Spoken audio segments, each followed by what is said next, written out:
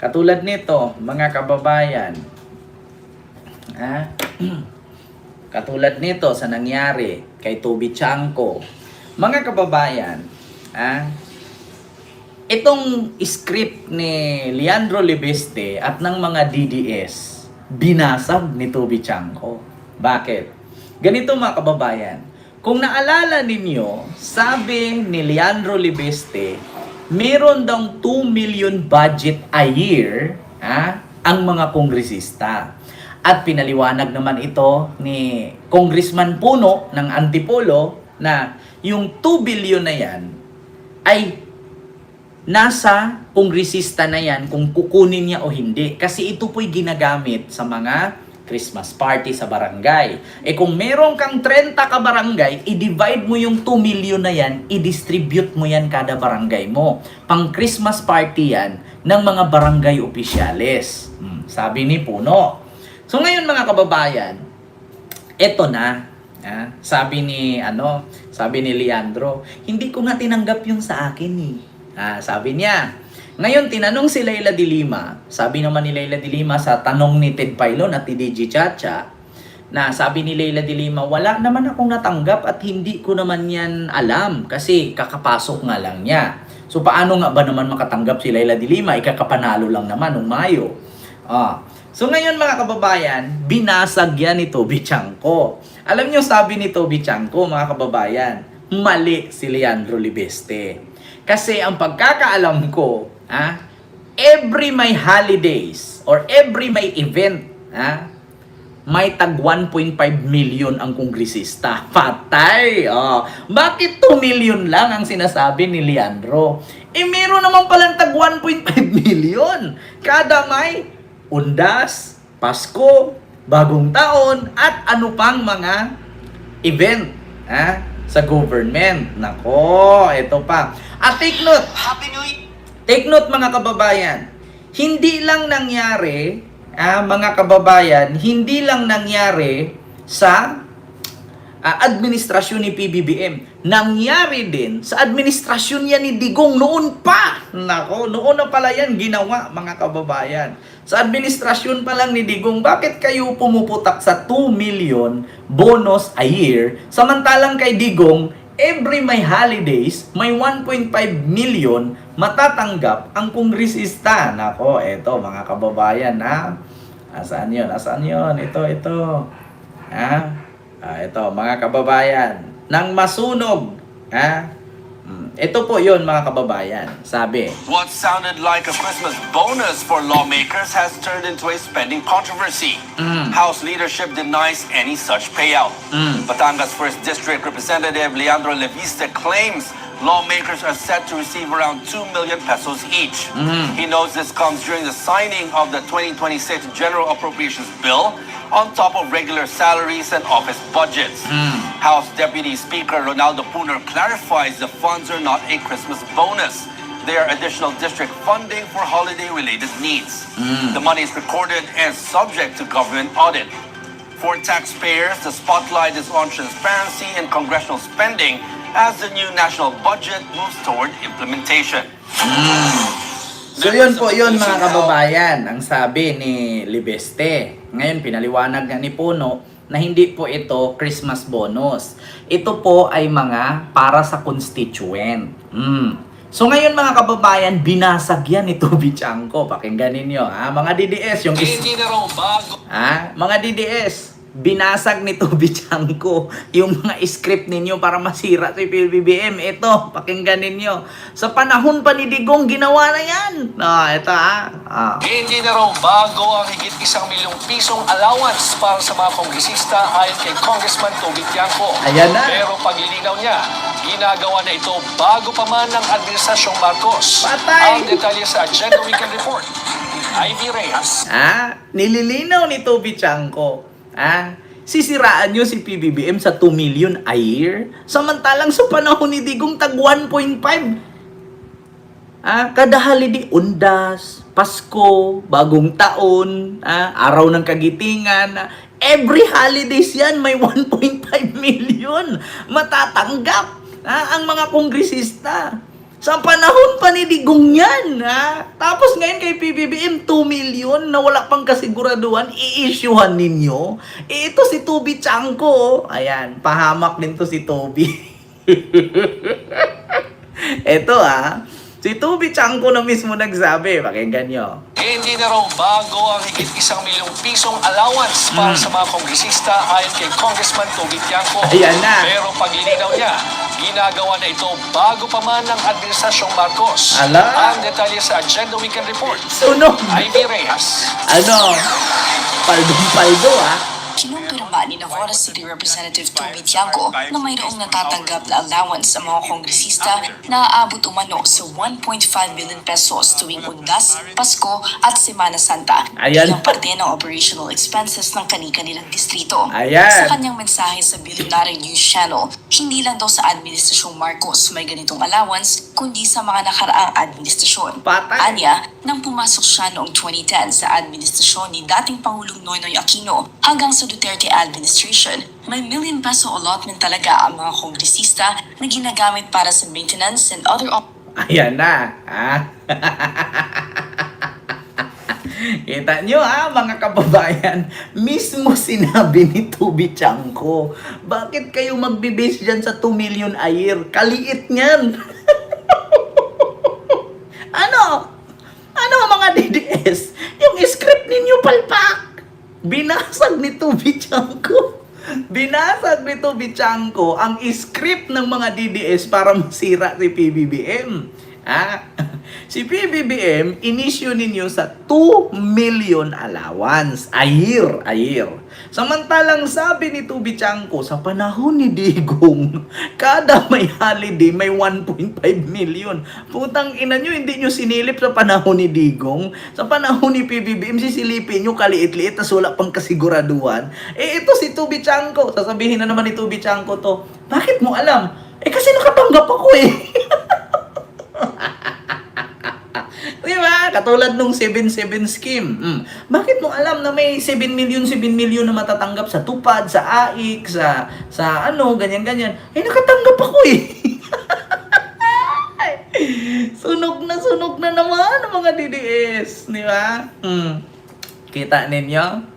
Mga kababayan, ayan, Leandro Libeste, mag-ingay ka pa hanggang sa bumulusok lahat ng baho ninyo dyan sa Kongreso. Ayan na, mga kababayan, mismong si Toby Chanko na ang nagbulgar. Ulitin natin sa mga nakaraang administrasyon. Anya, nang pumasok siya noong 2010 sa administrasyon ni dating Pangulong Noynoy Aquino hanggang sa Duterte administration, may ₱1 million allotment talaga ang mga kongresista na ginagamit para sa maintenance and other operating expenses o MOOE ang mga aktibidad ng kanilang distrito habang walang sesyon sa batasan. Naungkat ang usaping ito kasunod ng aligasyon ni Batangas 1st District Representative Leandro Libiste na may natanggap na ₱2 million ang bawat congressman nitong Disyembre bilang Christmas bonus. Bagaman sang-ayon si Chanco na dapat liquidated ang allocation na ibinibigay sa mga kongresista, hindi niya kinumpirma na bonus ang tawag dito dahil operational expenses daw talaga ang alam niyang ipinamimigay sa kanila. Kung bakit ₱2 milyon ang nabanggit ni Libiste, hindi niya rin daw masabi dahil hindi naman siya nakatanggap ng cheque Disyembre nitong nakaraang taon. Bago mag-break ako.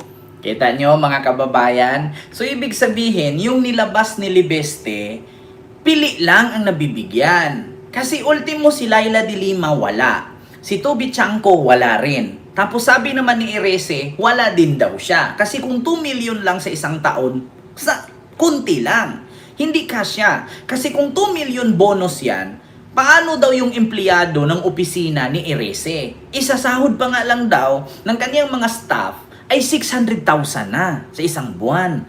Kung 2 million lang ang bonus, sa staff lang yun mapupunta. Walang mapunta sa kanya. Sabi ni Erese, kung 2 million ang bonus sa isang taon, sa mga kongresista, sa staff ko pa lang 600,000 na ang sahod aman. Kung i-bonus ko yun, wala nang mapunta sa akin. Kulang, di ba? Paano pa yung mga staff? Meron pang mga sa barangay, bibigyan ko pa yung mga barangay, di ba? Mga opisyales sa aking distrito. Wala nang mapunta sa akin, kulang yung 2 million. Ito ngayon, sinabi ni Toby Chanko, Wala daw siyang natanggap na 2 million. Pero, noon pa man, mula sa kay Pinoy, kay Digong, may tag 1.5 million na yan every holidays. Ayan na nga, mga DDS. Mukhang kulang yata yung script niya. Mukhang palpak yata ang palakad ni Libeste. Mukhang kulang. Libeste, kailangan mo mag-aral sa workshop ni OG Diaz. Kasi hindi papasok Palpak. Nabara.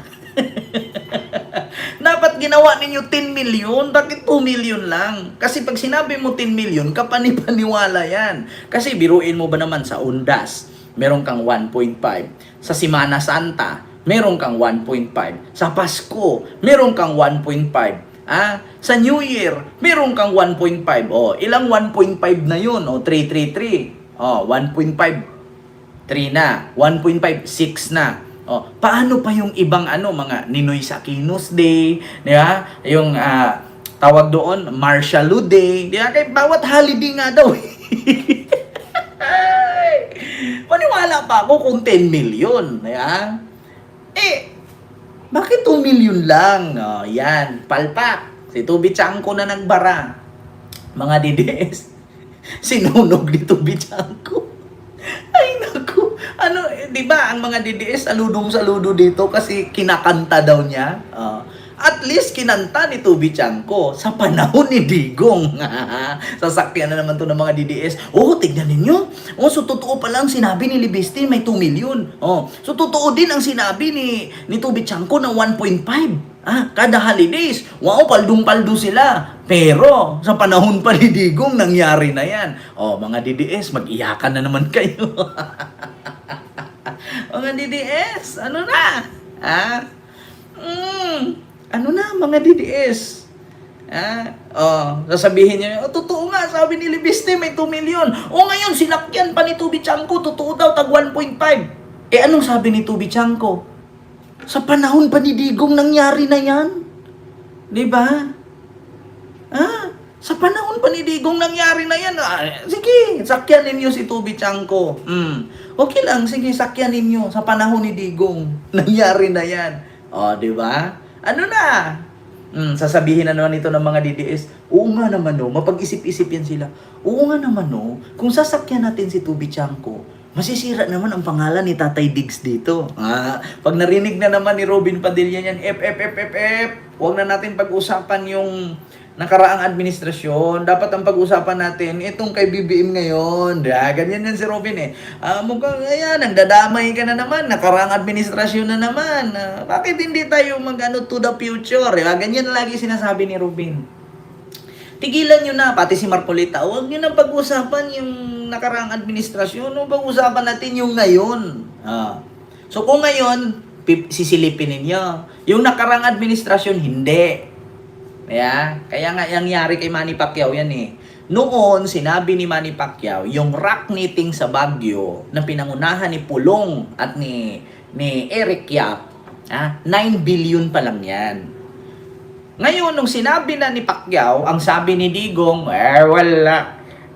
Sabi mo sa akin kung saang ahensya yan. Kasi kung hindi mo may pakita, sabihin ko sa taong bayan na huwag kang iboto kay you are a liar. Sabi niya. Tapos ngayon, nagugulat kayo, yung 9 billion na binulgar ni Manny Pacquiao, 36 billion na ngayong 2025. At anong nangyari? Kung hindi totoo sinabi ni Manny Pacquiao, bakit na-freeze ni PBBM ngayon ang ari-arian at yaman ni Edvic Yap at Eric Yap mula sa himpapawid sa lupa at mga businesses nila? Diba? Ayan na mga kababayan.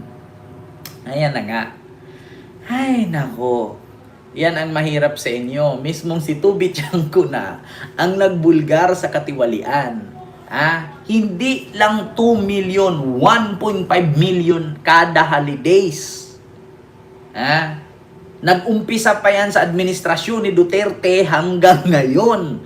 Di ba? Nako, Leandro Libeste, palpak na naman yung script mo. Kulang. Kulang. Di ba?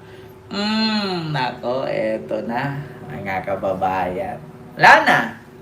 Mga DDS, ano naman sasabihin ninyo ngayon? Si Tubi Chanco, gumawa na naman ng imbento. Potang ina nyo.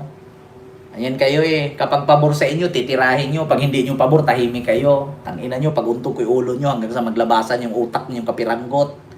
Diba? Kapag pabor sa mga DDS yan, putak sila ng putak. 2 million, grabe. Ngayon, nung sabi ni Tubi Chanco, hindi lang 2 million yan, 1 million kada holiday yan sa administrasyon panidigong yan hanggang ngayon. Sasabihin ng mga DDS yan, hindi, sinungaling yan si Chanco, walang katotohanan yan, okay maniwala dyan. Kasi hindi pabor sa kanila. Diba? Ayan, putak ka pa ng putak libeste. Ayan, kita mo. Binulja ka ngayon ni Tubi Chanco. Ay, naku mga DDS, ang bububo nyo kasi, iwan ko ba? Di ba? Yung script nyo kulang.